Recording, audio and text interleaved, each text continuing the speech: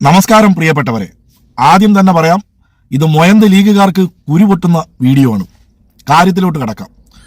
സ്വന്തം മാനം പരസ്യമായിട്ട് പണയം വെച്ച് അധികാരം നേടിയ വനിതകളുള്ള രാഷ്ട്രീയ പാർട്ടി ഏതെന്ന് ചോദിച്ചാൽ ലോകത്തൊരേ ഒരു രാഷ്ട്രീയ പാർട്ടിയേ ഉള്ളൂ. ആ രാഷ്ട്രീയ പാർട്ടിയുടെ പേരാണ് ഇന്ത്യൻ യൂണിയൻ മുനാഫിക് ലീഗ്.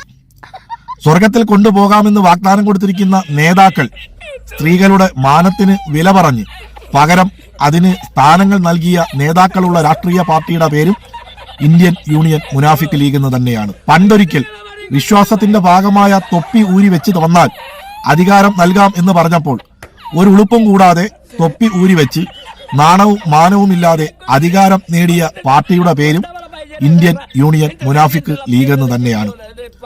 ഒരു നാട്ടിൽ വിദ്യാഭ്യാസം കുറഞ്ഞിരുന്ന ഒരു കാലഘട്ടത്തിൽ MLA MP സീറ്റുകളുടെ എണ്ണം കൂടുകയും അവർക്ക് കിട്ടുന്ന ഭൂരിപക്ഷം വർദ്ധിക്കുകയും ചെയ്തിരുന്ന ഒരു രാഷ്ട്രീയ പാർട്ടിയുടെ പേരാണ് ഇന്ത്യൻ യൂണിയൻ മുനാഫിക് ലീഗ്. അതേ നാട്ടിൽ പുതിയ തലമുറയ്ക്ക് വിദ്യാഭ്യാസവും വിവേകബുദ്ധിയും കടന്നു വന്നപ്പോൾ അവരുടെ MLA സീറ്റിന്റെ എണ്ണം 21 നിന്നും 18ആയും 18 നിന്നും 15ആയും കുറയുകയും 15 MLA ഭൂരിപക്ഷം വളരെ കുറവായി മാറുകയും ചെയ്ത രാഷ്ട്രീയ പാർട്ടിയുടെ പേരും ഇന്ത്യൻ യൂണിയൻ മുനാഫിക് ലീഗ് എന്ന് തന്നെയാണ്. നേതാക്കൾ എന്ത് തെമ്മാടിത്തരങ്ങൾ കാണിച്ചാലും പറഞ്ഞാലും അതിനെല്ലാം കൈയടിക്കുന്ന മണ്ടന്മാരായ, ഇനിയും നേരം വെളുക്കാത്ത, ഏറ്റവും കൂടുതൽ അണികളുള്ള രാഷ്ട്രീയ പാർട്ടിയുടെ പേരേതെന്ന് ചോദിച്ചാലും ഒറ്റ ഉത്തരമേ ഉള്ളൂ, അതും ഇന്ത്യൻ യൂണിയൻ മുനാഫിക് ലീഗ് എന്ന് തന്നെയാണ്. ഒരു ജനതയെ സ്വർഗവും നരകവും പറഞ്ഞ് പേടിപ്പിച്ച് സിറാത്തിന്റെ പാലം കടത്താൻ ഞങ്ങളെ ഉള്ളൂ എന്ന് പറഞ്ഞ് പറ്റിക്കുന്ന രാഷ്ട്രീയ പാർട്ടിയുടെ പേരും ഇന്ത്യൻ യൂണിയൻ മുനാഫിക് ലീഗ് എന്ന് തന്നെയാണ്. കോണിക്കോട്ട് കൊടുത്താൽ ആ കോണി വഴിയാണ് സ്വർഗത്തിലേക്കുള്ള പാതയെന്ന് പറഞ്ഞ് പഠിപ്പിച്ച രാഷ്ട്രീയ പാർട്ടിയുടെ പേരും ഇന്ത്യൻ യൂണിയൻ മുനാഫിക് ലീഗ് എന്ന് തന്നെയാണ്.